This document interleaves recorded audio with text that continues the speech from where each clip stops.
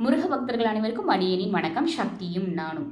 இன்னைக்கு நம்ம எதை பற்றி பார்க்க போகிறோம்னா, விளக்கேற்றும் திரி அதனுடைய பயன்கள் அதை பற்றி தான் பார்க்க போகிறோம். இந்த பதிவு உங்களுக்கு கண்டிப்பாக பயனுள்ளதாக இருக்கும். அதனால் ஸ்கிப் பண்ணாதீங்க, முழுசாக இந்த வீடியோவை பாருங்கள். சரி வாங்க. முன்னாடியில் நம்ம விளக்கேற்றும் திரினாலே நம்மளுடைய நினைவுக்கு வர்றது என்னென்னா இரண்டே விஷயங்கள் தான். ஒன்று பஞ்சத்திரி, இன்னொன்று நூல் திரி, இல்லைங்களா? இரண்டே திரிகள், பஞ்சு திரி போடணுமா இல்லை நூல் திரி போடணுமா, இதுதான் விஷயம், இல்லைங்களா? ஆனால் இப்போ பார்த்தீங்கன்னா பல நிறங்களில் திரிகள் வருது, இல்லைங்களா? அதற்கு ஒரு காரணம் இருக்குது. அதை பற்றி தான் நான் உங்களுக்கு இந்த வீடியோவில், இந்த பதிவில் சொல்ல போகிறேன். கண்டிப்பாக பயனுள்ளதாக இருக்கும், சரிங்களா? சரி, இப்போ முதல்ல நம்ம பஞ்சு திரிக்கு வருவோம். நம்ம நல்ல விஷயத்துக்காக விளக்கேற்றுறோம். லக்ஷ்மி கடாட்சியம் வரணும், நம்ம முன்னேறணும், இன்னும் மேலே மேலே முன்னேறணும் அப்படிங்கிறதுக்காக நம்ம விளக்கேற்றுறோம்.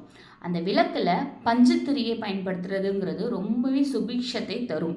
அதனால் முடிஞ்ச வரைக்கும் நூல் திரியை தவிர்த்துட்டு பஞ்சுத்திரியை பயன்படுத்துங்க. பஞ்சு ஈர்க்கும் திறன் கொண்டது இல்லையா? அதே மாதிரி தான் நல்ல விஷயங்களே அது ஈர்க்கும். மற்றதோட நீங்கள் ஒப்பிடும் பொழுது பஞ்சு ஈர்க்கக்கூடியது, எண்ணெயை ஈர்க்கும் இல்லையா? அதே மாதிரி நல்ல விஷயங்களை ஈர்க்குங்கிறதுக்காகத்தான், நல்ல விஷயங்கள் அதிகமாக தக்க வச்சுக்கும் அப்படிங்கிறதுக்காக தான் நம்ம முன்னோர்கள் பஞ்சுத்திரியை பயன்படுத்தணுங்கிற வழக்கத்தை கொண்டு வந்திருந்தாங்க. சரி, இப்போது வெள்ளையான திரி அப்படிங்கனாலே அது பஞ்சுத்திரி பயன்படுத்துறதுக்கு பழகிப்போம். அடுத்து இப்போது இந்த பஞ்சுத்திரியானது எல்லா விளக்குகளுக்கும் ஏற்றலாம், எல்லா தெய்வங்களுக்கும் ஏற்றலாம். அதில் எந்த ஒரு இதுவும் இல்லை. அடுத்து 2 வகையான திரிகள் இருக்குது வெள்ளையாக இருக்கிறதுலையே. ஒன்று வாழைநார் திரி, வாழை நார்லேருந்து நம்ம திரிக்கிற திரி. அடுத்து இன்னொன்று பார்த்தீங்கன்னா தாமரைப்பூ தண்டிலிருந்து திரிக்கப்படும் திரி, இல்லைங்களா? இதை பற்றி நான் ஏற்கனவே பதிவு சொல்லியிருக்கேன். உங்களுக்கு அதை பற்றி தெரியணுன்னா நான் கீழே லிங்க் கொடுக்குறேன், போய் பாருங்கள். உங்களுக்கு புரியுற மாதிரி ஒரு இதில் சொல்லிடுறேன்.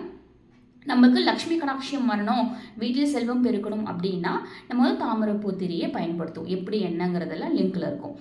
அதே மாதிரி அதுக்கடுத்து வாழைநார் திரி எப்படி திரிக்கணும், அது எதற்கு பயன்படுதுங்கிறத நான் லிங்க்கில் முழுமையான ஒரு வீடியோவே கொடுத்துருக்கேன். அதுவும் ரொம்ப பயனுள்ளது தான். வாழைநார் திரிங்கிறது நம்ம முன்னோர்களின் சாபத்திலிருந்து நம்மளை விடுவிக்கும், தோஷங்களிலிருந்து விடுவிக்கும், தீய சக்திகளை அகற்றும். இது இந்த மாதிரி நல்ல பலன்களை தரக்கூடியது தான் இந்த வாழைநார் திரியானது.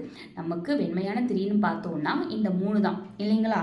சரி, இப்போ அடுத்து பல நிறங்களில் வரக்கூடிய திரிகளை பற்றி பார்ப்போம். அதில் எந்த நம்ம பயன்படுத்தணும், யாருக்காக பயன்படுத்தணும், எதுக்கு பயன்படுத்தணும் அப்படிங்கிறத பற்றி நம்ம பார்க்கலாம், சரிங்களா? இப்போ முதல்ல நம்ம பார்க்க போகிறது சிவப்பு திரி. சிவப்பு நிறத்தில் உள்ள திரி. இந்த சிவப்பு நிறத்தில் இருக்கிற திரி எந்த நிறத்தில் இருந்தாலும் சரி, அந்த திரி பஞ்சுத்திரியாக இருக்கான்னுட்டு பார்த்து வாங்கிக்கோங்க, சரிங்களா? பஞ்சுத்திரியாக நம்ம பயன்படுத்தினால் மட்டுமே அதில் நம்மளுக்கு லாபம் நிறைய இருக்கும். அதனால் பஞ்சுத்திரியான்னு பார்த்து வாங்கிக்கோங்க வாங்கும்போது. சிவப்பு நிறத்தில் இருக்க பஞ்சுத்திரி, சிவப்பு நிறம். இந்த சிவப்பு நிறத்தில் இருக்க பஞ்சுத்திரியை யாருக்கெல்லாம், எந்த தெய்வத்துக்கெல்லாம் பயன்படுத்தலாம் அப்படின்னு பார்த்தீங்கன்னா, ஃபஸ்ட்டு சிவபெருமானுக்கு, அடுத்து பைரவர், அடுத்து வாராகி அம்மன். இந்த 3 பேருக்குமே ரொம்பவே உகந்தது இந்த சிவப்பு திரியானது, சரிங்களா? முதல்ல இந்த பைரவருக்கு நம்ம இந்த சிவப்பு திரியை பயன்படுத்தும் போது நாட்கள் இருக்குங்க. செவ்வாய்க்கிழமை வெள்ளிக்கிழமைகளில் பைரவருக்கு சிவப்பு திரியில் நல்லெண்ணெய் போட்டு தீபம் போட்டிங்க அப்படின்னா நல்ல தீரமாக நீங்கள் இருப்பீங்க. பயம் இருக்காது, உங்களுக்கு எதிரிகளுடைய தொல்லை இருக்காது, எந்த ஒரு தவறான விஷயமும் உங்களை அணுகாது, நீங்கள் தவறான விஷயத்தை மாட்ட மாட்டீங்க, ஓகேங்களா? உங்களுக்கு ஒரு வழி தெரியலனா கூட பைரவர் அந்த வழியை சரியாக அகற்றி கொடுப்பாரு. இதுக்காக நம்ம பயன்படுத்துறது தான் சிவப்பு திரி நல்லெண்ணெயோட செவ்வாய் வெள்ளிக்கிழமைகளில். அடுத்து சிவபெருமானின் அருளை பெறுவதற்காக ஞாயிற்றுக்கிழமைகளில் நம்ம இந்த சிவப்பு திரியை போட்டு நெய் தீபம் ஏற்றலாம். சிவபெருமானுக்கு சிவப்பு திரியை போட்டு நெய் தீபம் ஏற்றலாம். ஏற்றும்போது சிவபெருமானின் அருள் நமக்கு பரிபூரணமாக கிடைக்கும். ஐயனுடைய அருள் கிடைச்சிச்சுன்னா அதற்கு மீறினது எதுவுமே கிடையாது, இல்லைங்களா? அதனால் அருள் நமக்கு வேணும். அவருடைய அருள் வந்தால் நமக்கு தைரியம் தானாக வரும், வெற்றிகள் தானாக வந்து சேரும். அதனால் ஞாயிற்றுக்கிழமைகளில் சிவபெருமானுக்கு சிவப்பு நிற திரியை ஏற்றி நம்ம வணங்கலாம். அடுத்து நம்ம வாராகி அம்மனுக்கு நம்ம தினந்தோறும் கூட சிவப்பு திரியை நல்லெண்ணெய் விட்டு ஏற்றலாம். இது சிவப்பு திரியை வாராகி அம்மனுக்கு ஏற்றுவதற்கான காரணம் வெற்றி. வாராகி தாய் வெற்றிக்குரிய தெய்வம், வெற்றியை அள்ளி தருபவள். எனவே ஏதாவது ஒரு விஷயத்தில் பரீட்சையிலேயோ, அதாவது நம்ம எழுதுறோம் இல்லையா, குரூப் எக்ஸாம்ஸ், இந்த மாதிரி எக்ஸாம்ஸ்லேயோ, சின்ன பசங்க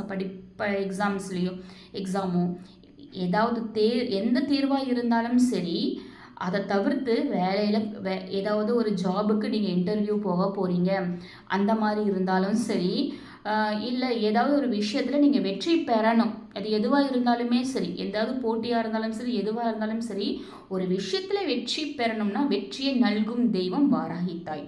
அவங்களுக்கு உகந்த நிறம் சிவப்பு. எனவே இந்த சிவப்பு திரியை நல்லெண்ணெய் போட்டு தினமும் மாலை வேளையில் 6:30 மணிக்கு மேலே ஏற்றிட்டு வந்தீங்க அப்படின்னா கண்டிப்பாக வாராகி தாயோடைய அருள் கிடைக்கும். சரி, இவங்க 3 பேருக்கும் நீங்கள் விளக்கு ஏற்றுறீங்க. இவங்களுக்கு என்ன சொல்லி விளக்கு ஏற்றுவீங்க? உங்களோட வேண்டுதலை எப்படி வச்சு விளக்கு ஏற்றுவீங்க? ஃபஸ்ட்டு நான் வந்து சிவபெருமானுக்கு சொல்கிறேன், சரிங்களா? சிவபெருமானுக்கு நீங்கள் ஓம் நம சிவாயவே சொல்லிக்கலாம். இல்லைனா சிவ சிவ என்கிலர் தீவினையாளர், சிவ சிவ என்றிட தீவினை மாலும், சிவ சிவ என்றிட தேவருமாவர், சிவ சிவ என்ன சிவகரிதானே. இந்த பாடலை பாடியும் மந்திரத்தை பாடியும் நீங்கள் வந்து சிவபெருமானுக்கு விளக்கை ஏற்றலாம். இப்போ பைரவருக்கு ஏற்ற போகிறீங்க. பைரவருக்கு எப்படி என்ன சொல்லி ஏற்றுவீங்க? பைரவருக்கு ஓம் பத்மத்பஜாய வித்மஹே சூலாஸ்திராய தீமஹி தன்னோ பைரவ பிரச்சோதயாத்.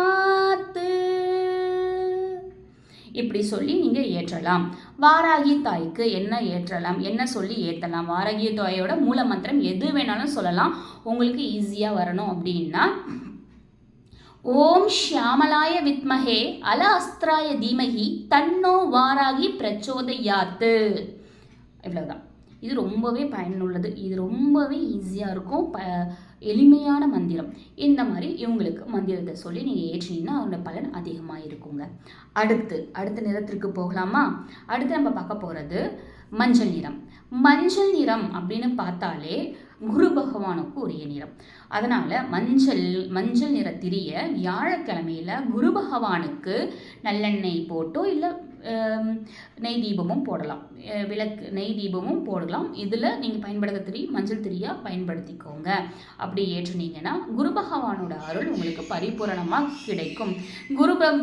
குரு பகவானுக்கு உரிய மந்திரம் உங்களுக்கு தெரியும். குரு பிரம்மா குரு விஷ்ணு குரு தேவோ மகேஸ்வரஹ குரு சாஷாத் பரபிரம்ம தத்மை ஸ்ரீ குருவே நமஹ. இது இல்லைனா ஷீலமாய் வாழ சீரொருள் புரியும் இருக்கு இல்லையா, இந்த மந்திரம். இதில் ஏதாவது ஒரு மந்திரத்தை வியாழக்கிழமை நீங்கள் சொல்லி ஏற்றலாம். அடுத்து பாபாவுக்கு சாய்பாபாவுக்கும் நீங்கள் விளக்கேற்றும் பொழுது மஞ்சள் நிற திரியை போற்றி ஏற்றலாம். பாபாவுக்கு உரிய நிறம் மஞ்சள். எனவே மஞ்சள் நிற திரியை போற்றி ஏற்றும் போது நமக்கு பாபாவுடைய அருள் பரிபூர்ணமாக கிடைக்கும். ஓம் சாய்நாத் மகாராஜ் கி ஜெய். போதும். இதுவே வந்து சாய்பாபாவை நம்மளுடைய கோரிக்கையை கேட்கறதுக்கு வழிவகுத்துரும். அடுத்து நம்ம பார்க்க போகிறது என்ன நிறத்திரினா பச்சை நிறத்திரி. பச்சை நிறம் அப்படின்னாலே நம்மளுக்கு எடுத்த உடனே ஞாபகம் வருது யார் சொல்லுங்க பார்க்கலாம்? 2 பேர், முருகர் குபேரர். நமக்கு டக்குன்னு ஞாபகம் வந்துருவாங்க இல்லைங்களா? அப்பன் முருகனுக்கு பச்சை நிற திரியை போட்டு செவ்வாய்க்கிழமைகளில் வெள்ளிக்கிழமைகளில் நம்ம விளக்கு ஏற்றும் பொழுது அவர் நமக்கு வெற்றியை கொடுப்பார், நம்ம கூடயே இருப்பார், நம்மளுடைய தேவைகள் எல்லாத்தையுமே பூர்த்தி செய்து வைப்பார். ஏன்னா அவருக்கு அந்த நிறம் பிடிக்கும். எல்லா தேவையும் பூர்த்தி செய்து வைப்பார், ரொம்ப சந்தோஷப்படுவார், மகிழ்ச்சி அடைவார் அவர். அது மாதிரி அப்பன் முருகப்பெருமானோட மந்திரங்கள் நிறைய நம்ம சொல்லியிருக்கோம், பாடல்கள் நிறைய சொல்லியிருக்கோம். வேணும்னா நீங்கள் வந்து கீழே போய் பார்த்துக்கோங்க. உங்களுக்காக வேணால் ஒரே ஒரு மந்திரம் சொல்கிறேன். ஓம் தத் புருஷாய வித்மஹே महासेनाय धीमहि तन्नो सुब्रह्मण्य प्रचोदयात्. இந்த மந்திரத்தை நீங்கள் சொல்லலாம். சரி, இப்போது குபேரர் விளக்குனாலே குபேரனாலே பச்சை நிறம் தான். அவங்க கோவிலில் பச்சை நிறத்தில் தான் கயிறே கொடுப்பாங்க. அவரும் பச்சை நிறத்தில் தான் இருப்பார். பச்சை நிற கற்கள் வச்சு அலங்கரிச்சிருப்பாங்க. பச்சைனாலே பாசிட்டிவ் அப்படிங்கிறது தான் அர்த்தம். சரி, இப்போ குபேரருக்கும் நம்ம விளக்கேற்றும் போது வீட்டில் குபேரர் விளக்குன்னு கூட வச்சு ஏற்றுவோம் இல்லையா, அதுலேயும் பச்சை நிற திரி போட்டு ஏற்றணும் அப்படின்னா அது நல்ல ஒரு வைபை தரும், பாசிட்டிவான வைபை தரும். அப்படி குபேரருக்கு நம்ம ஏற்றும் போது என்ன சொல்லணும்? ஓம் யக்ஷாய குபேராய வைஷ்ணவனாய தனதான்யாதிபதயே தனதான்ய சம்ரதம் மே தேயிதாபய ஸ்வாஹா. இந்த மந்திரத்தை சொல்லி குபேரருக்கு நீங்கள் விளக்கேற்றுங்க. ஏற்றும் போது செல்வம் கொழிக்கும், செல்வ வளம் நல்லா பெருகும். சரிங்களா? இதுதான் பச்சை நிற திரி குபேரருக்கு பயன்படுத்துறதுக்குரிய லாபம். அடுத்தது கடைசியாக கருமை நிறத்திரி. இப்போ கருமை நிறத்திரி வருது இல்லைங்களா? இந்த கருமை நிறத்திரி யாருக்கு எதுக்காக பயன்படுத்துதுன்னு பார்த்தீங்கன்னா முழுக்க சனீஸ்வர பகவானுக்கு மட்டும் சனிக்கிழமைகளில். சனீஸ்வர பகவானுக்கு முதல்ல எள்ளு விளக்கு போடுவோம் இல்லையா?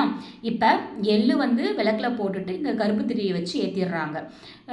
இந்த விளக்கில் கருப்பு திரியை வச்சு நல்லெண்ணெய், சுத்தமான நல்லெண்ணெய் வச்சு ஏற்றும் போது சனீஸ்வர பகவானோட அருள் நமக்கு கிடைக்கும், தடைகள் விலகும். சனீஸ்வர பகவான் கொடுப்பவர் கெடுப்பவர், அவர் போல கொடுப்பவரும் இல்லை கெடுப்பவரும் இல்லைன்னு சொல்லுவாங்க. அதை பற்றிய ஒரு பதிவும் நான் கொடுத்துருப்பேன், கீழே லிங்க் தரேன், போய் பாருங்கள். கொடுப்பவரும் இல்லை கெடுப்பவரும் இல்லைன்னு சொல்லுவாங்க. ஆனால் உண்மை அப்படி கிடையாது. கொடுப்பவரும் இல்லை அள்ளி கொடுப்பார், அவரை மாதிரி கொடுக்குறவரும் கிடையாது. கெடுப்பவர்னா நமக்கு பிரச்சனைகள்லாம் வரும் இல்லையா, நமக்கு தடைகள்லாம் வரும் இல்லையா, அதெல்லாம் கெடுத்து தள்ளி தானே நம்மளுக்கு முன்னேற்றி விட முடியும். அந்த விஷயங்களும் அவர் செய்வார் இல்லைங்களா? ஸோ இந்த மாதிரி கொடுக்கறதுக்கும் நமக்கு வழிகளை சரியாக விலக்கி விடுறதுக்கும் பிரச்சனைகளுடைய அளவுகளை குறைக்கிறதுக்கும் பிரச்சனைகளே இல்லாமல் செய்கிறதுக்கும் நம்ம சனீஸ்வர பகவானோட அருள் கண்டிப்பாக தேவை. அதனால் சனீஸ்வர பகவானுடைய அருளை பெறுறதுக்கு நம்ம இந்த கருமை நிற திரியை சுத்தமான நல்லெண்ணெய் விட்டு ஏற்றலாம். வீட்டில் கிடையாது, கோவிலில் போய் மட்டும்தான் ஏற்றணும். நவகிரகத்தில் வச்சு ஏற்றுங்க. அப்போ என்ன சொல்லணும், என்ன மந்திரம் சொல்லலாம்? ஓம் நீலாஞ்சன சமாபாஷம் ரவிபுத்திரம் யமாக்ரஜம் சாயா மார்த்தாண்ட சம்பூதம் தைம் நமாமி சனீஸ்வரம். இந்த மந்திரத்தை சொல்லலாம். இப்போ நீங்கள் சொன்ன மந்திரம் எதுவுமே எனக்கு வரலை எதுவுமே வராதுன்ற விஷயம் கிடையவே கிடையாதுங்க. எதுவாக இருந்தாலும் வரும். இப்போ நான் சொன்ன மந்திரத்தை நீங்கள் ஒரு 2 தடவை கேட்டால் கூட, ஒரு 2 தடவை எழுதுனா கூட உங்களுக்கு வந்துடும். அதனால் ட்ரை பண்ணி பாருங்கள். இல்லை உங்களுக்கு நேரம் கிடைக்கல, அப்படி ஏதாவது ஒரு சந்தர்ப்பம் இருக்குது அப்படின்ற பட்சத்தில் எந்த தெய்வத்துக்கு நீங்கள் ஏற்றுறீங்களோ அந்த தெய்வத்தை பேரை சொல்லி போற்றின்னு சொல்லிடுங்க. ஓம் குபேராய போற்றி, அவ்வளோதான். ஓம் பைரவாய போற்றி, அவ்வளோதான். ஓம் விநாயகா போற்றி, அப்படி. சரிங்களா? அடுத்து விநாயகருக்கு சொல்ல மறந்துட்ட பாருங்க. விநாயகருக்கு நம்ம மஞ்சள் கலர் திரியும் ஏற்றலாம், சிவப்பு நிற திரியும் ஏற்றலாம். மஞ்சள் நிற திரிங்கிறது வாழ்வு அமைதியாக போகிறதுக்கு, வாழ்க்கையில் பிரச்சனைகள் இல்லாமல் இருக்கிறதுக்கு, கவலைகள் இல்லாமல் இருக்கிறது, மனக்குழப்பங்கள் இல்லாமல் இருக்கிறதுக்கு மஞ்சள் நிற திரிய நல்லெண்ணெய் விட்டு விநாயகருக்கு, அப்பன் விநாயகருக்கு வெள்ளிக்கிழமைகளில் ஏற்றலாம். சிவப்பு நிறத்திரியும் அப்பன் விநாயகருக்கு வெள்ளிக்கிழமை ஏற்றலாம். சிவப்பு நிறத்திரி வெற்றிக்காகவே, விநாயகருக்கும் வெற்றிக்காகவே சிவப்பு நிறத்திரியை ஏற்றுவாங்க. சிவப்பு நிறத்திரை ஏற்றி வேண்டும் போது வெற்றியை அள்ளி தருவார் விநாயகர். விநாயகருடையது மந்திரம் தெரியாத யாருமே இருக்க மாட்டீங்க.